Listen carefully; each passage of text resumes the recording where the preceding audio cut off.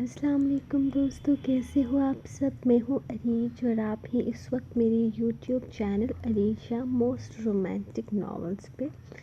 تو شروع کرتے ہیں ہم آج کی ایپیسوڈ جان تیرے قدماں وچ رکھی ہوئی ہے، قسط نمبر 6، تحریر عریج شاہ۔ آپ کہاں جا رہے ہیں؟ وہ کل رات کو گھر آیا تھا تو صبح اسے گھر کی پیکنگ کرتے نوکروں کو دیکھ کر عجیب سی حیرت ہوئی۔ وہ سیدھا بابا کے پاس آیا تھا۔ اس وقت اس نے کسی طرح کا نشہ نہیں کر رکھا تھا، وہ بالکل نارمل تھا اور ایسے بہت پیارا لگتا تھا۔ میری جان، ہم پاکستان جا رہے ہیں، انہوں نے مسکراتے ہوئے اسے بتایا تھا۔ لیکن کیوں؟ میرا مطلب ہے آپ نے پہلے نہیں بتایا مجھے۔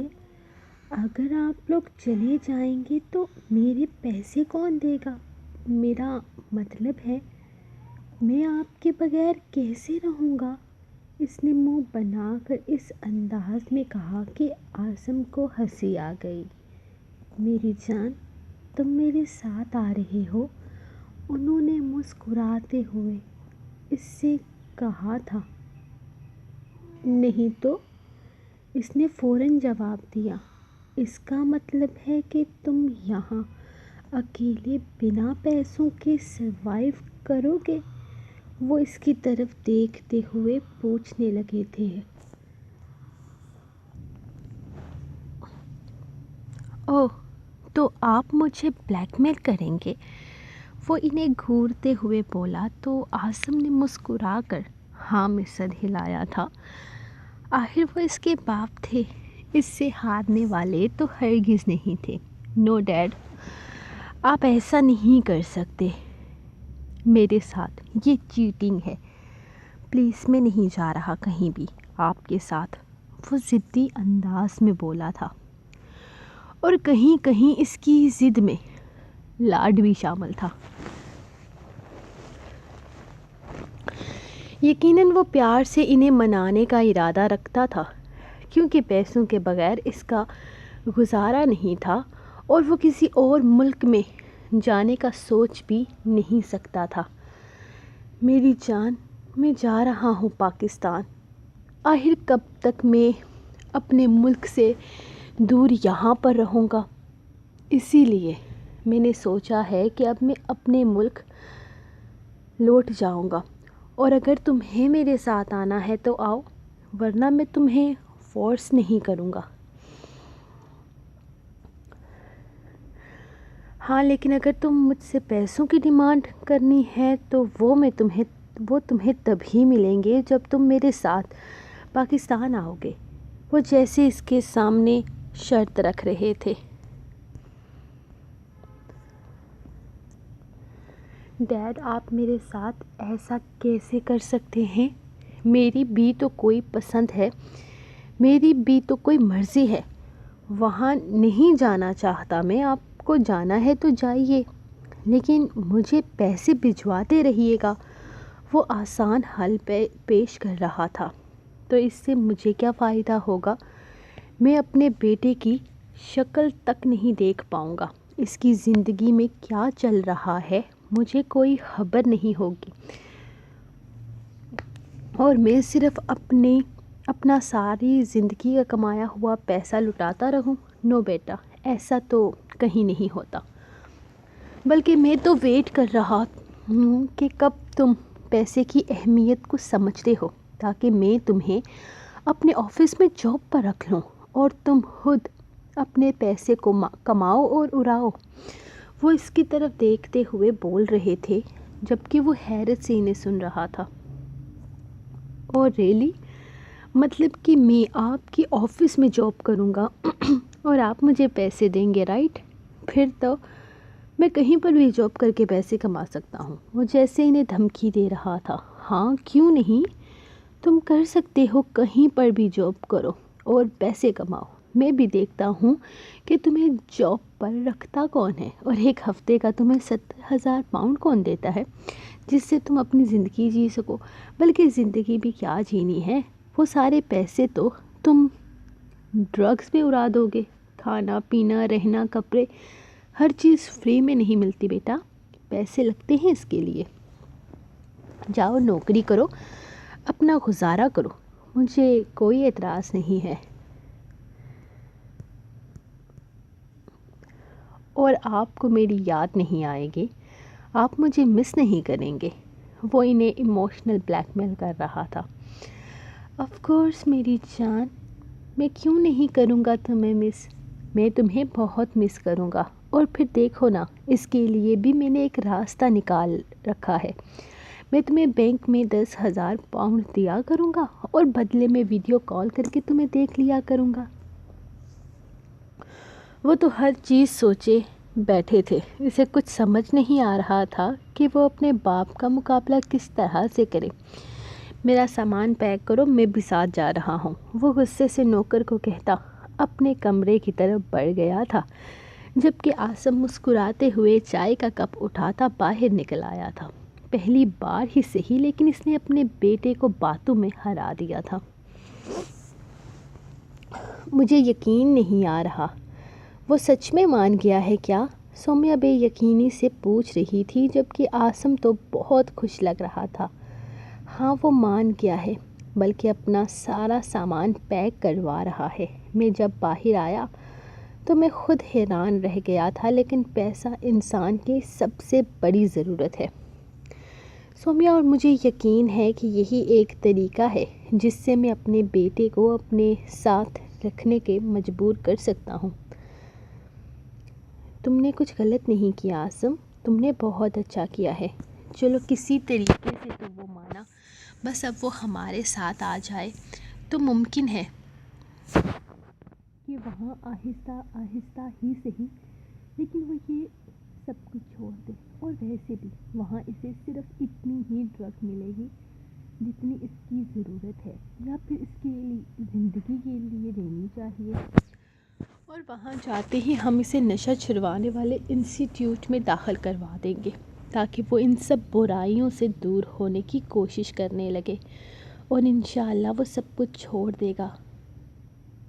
سومیا پر یقین تھی، انشاءاللہ ایسا ہی ہوگا سومیا، سب کچھ ٹھیک ہو جائے گا۔ کتنا عجیب لگتا ہے نا یہ بات کرتے ہوئے کہ اسے زندہ رکھنے کے لیے ہمیں اسے یہ حرام چیز دینی پڑتی ہے۔ کاش اس دن میں اپنے بیٹے کو چھوڑ کرنا چاہتا۔ میرا دل کتنا گھبرا رہا تھا، مجھے لگ رہا تھا کہ کچھ غلط ہو جائے گا، لیکن میں پھر بھی چلا گیا۔ اور 3 دن کے بعد میرا بیٹا مجھے اس حالت میں ملا۔ عاصم کی آنکھوں میں آنسو سے چمکنے لگ گئے تھے، جبکہ سومیا اپنے آپ کو شرمندگی کی گہرائیوں میں محسوس کر رہی تھی۔ ابھی تک تو عاصم اس کے بارے میں جانتا ہی نہیں تھا، وہ تو جانتا ہی نہیں تھا کہ وہ سب کچھ سومیا کی وجہ سے ہوا تھا۔ آج اگر اس کے بیٹے کی زندگی برباد ہوئی تھی تو سومیا کی وجہ سے۔ اگر اسے یہ پتہ چل جاتا تو وہ سومیا کو کب سے اپنی زندگی سے نکال باہر کر چکا ہوتا۔ مت سوچو عاصم، کچھ مت سوچو، انشاءاللہ ہم پاکستان جا رہے ہیں نا، وہاں جا کر سب کچھ ٹھیک ہو جائے گا، تم دیکھنا، وہ بالکل نارمل ہو جائے گا۔ وہ اس سے زیادہ خود کو دلاسے دے رہی تھی۔ تمہیں یہ گھر یاد ہے؟ انہوں نے شاذل سے پوچھا تھا، جو گھر کے اندر داخل ہوتے ہوئے انہوں نے گھر کے اندر داخل ہوتے کہا تھا۔ نہیں شاید، میں بچپن میں یہاں رہتا تھا، وہ کندھے اچکا کر بولا۔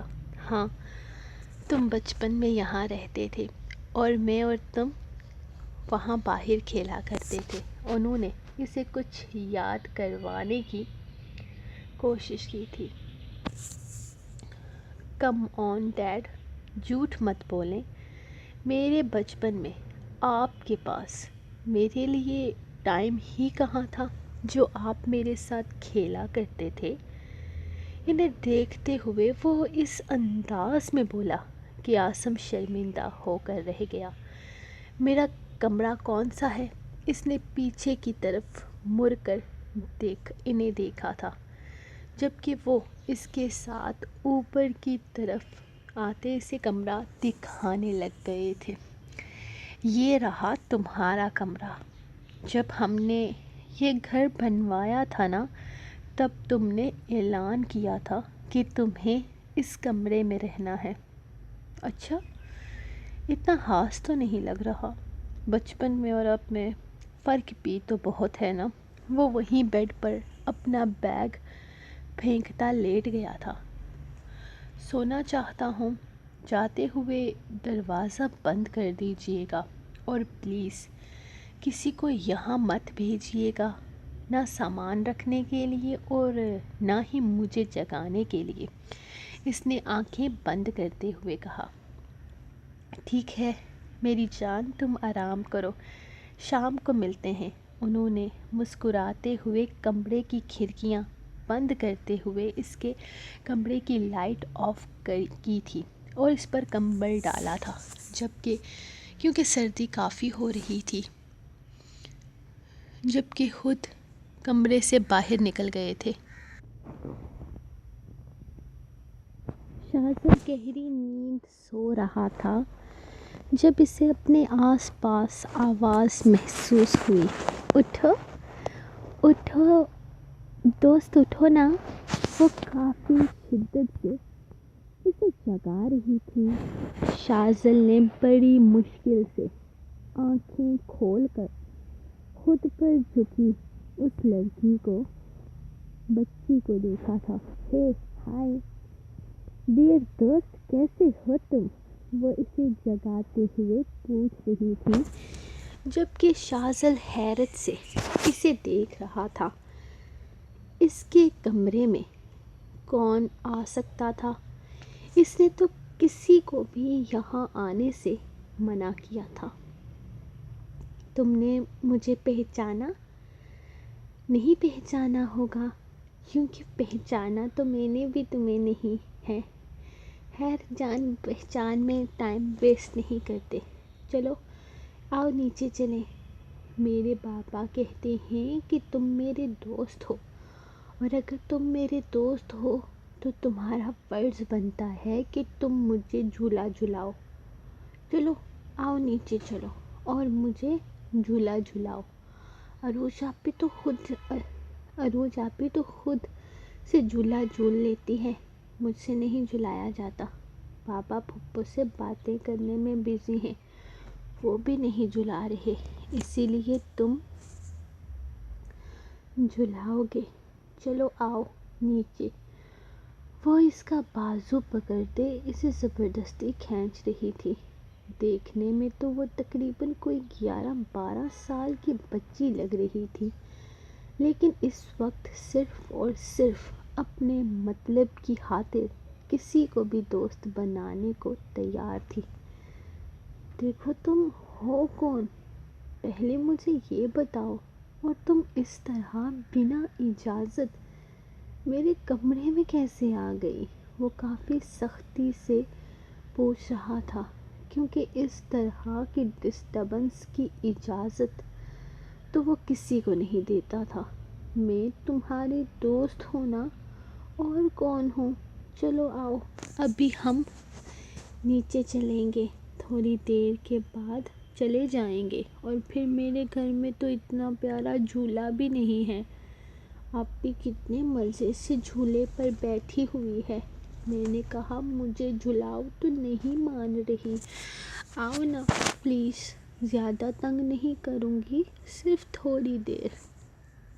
وہ اب منتوں پر اتر آئی تھی، جبکہ شاذل کو تو اس کی کوئی بات سمجھ نہیں آ رہی تھی۔ دیکھو ریلیکس، اتنی کوئی بڑی بات نہیں ہے، تم دوبارہ آ جانا۔ وہ فی الحال کسی طرح کی بحث نہیں کرنا چاہتا تھا، اس وقت نیند سے اس کا برا حال ہو رہا تھا۔ نہیں نا، دوبارہ آئیں گے تو وہ ساتھ آئیں گے، پھر وہ کھیلنے نہیں دیں گے، جھولے پر بھی نہیں بیٹھنے دیں گے، پلیز آؤ نا، اس نے ایک بار پھر سے منت بھرے انداز میں کہا۔ جب باہر سے آواز آئی، اروم بیٹا چلو یہاں آ جاؤ، ہم نے واپس جانا ہے گھر۔ نہیں بس اب خوش پڑے رہو یہیں پر، سو جاؤ، واپس جاگنے کی ضرورت نہیں ہے، وہ غصے سے کہتی اٹھنے لگی تھی، جبکہ وہ حیرت سے اسے دیکھ رہا تھا۔ وہ اروم تھی، اس کی بچپن کی دوست، کتنی بڑی ہو گئی تھی۔ ہاں تو بڑا تو وہ بھی ہو گیا تھا، لیکن یہ تو روٹھ گئی تھی اس سے، اور روٹھ کر نیچے چلی گئی تھی۔ اس کے دل میں عجیب سی ہلچل پیدا ہوئی تھی۔ وہ اگلے ہی لمحے اٹھ کر اس کے پیچھے نیچے چلا گیا تھا۔ آؤ شازل بیٹا، تمہاری نیند پوری ہو گئی، انہیں پہچانا؟ یہ ہیں تمہارے بڑے ماموں زاہد خان۔ انہوں نے مسکراتے ہوئے تعارف کروایا تھا، جیسے وہ انہیں بھول چکا ہو۔ اس نے مسکرا کر انہیں سلام کیا تھا، جبکہ وہ اٹھ کر کھڑے ہوتے اس سے گلے ملے تھے۔ ماشاء اللہ، ہمارا شازل تو جوان ہو گیا ہے، انہوں نے مسکراتے ہوئے اس کے کندھے پہ ہاتھ رکھا تھا، جبکہ اروم غصے سے منہ بنا گئی تھی۔